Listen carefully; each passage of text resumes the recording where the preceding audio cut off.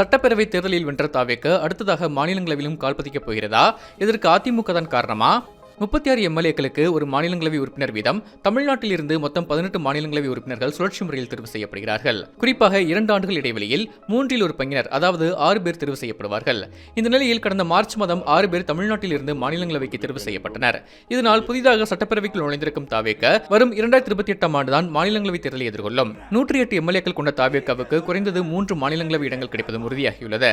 ஆனால் மயிலம் தொகுதியில் அதிமுக சார்பில் போட்டியிட்டு வெற்றி பெற்ற சி.வி. சண்முகம் எம்எல்ஏவாக தேர்ந்தெடுக்கப்பட்டதால் தனது மாநிலங்களவை உறுப்பினர் பதவியை ராஜினாமா செய்துள்ளார். வரும் 2028ஆம் ஆண்டுடன் அவரின் எம்பி பதவிக்காலம் முடிவடையும் நிலையில் முன்னதாக தேர்தல் அறிவிக்கப்பட்டால் பெரும்பான்மை பெற்றிருக்கக்கூடிய தாவேக அந்த இடத்தில் போட்டியிட்டு வெல்ல கணிசமான வாய்ப்புகள் இருப்பதாகவே கூறப்படுகிறது. அது நடந்தால் சட்டப்பேரவையில் கணிசமான இடங்களை பிடித்த தாவேக மாநிலங்களவையில் இருந்து தனது டெல்லி அரசியலை தொடங்கும். இருப்பினும் தாவேக அதிமுக இடையே ஒருங்கிணைப்பு ஏற்பட்டால் அதிமுக சார்பாகவே மீண்டும் ஒருவர் மாநிலங்களவைக்கு தேர்வு செய்யப்படலாம் என்றும் கூறப்படுகிறது.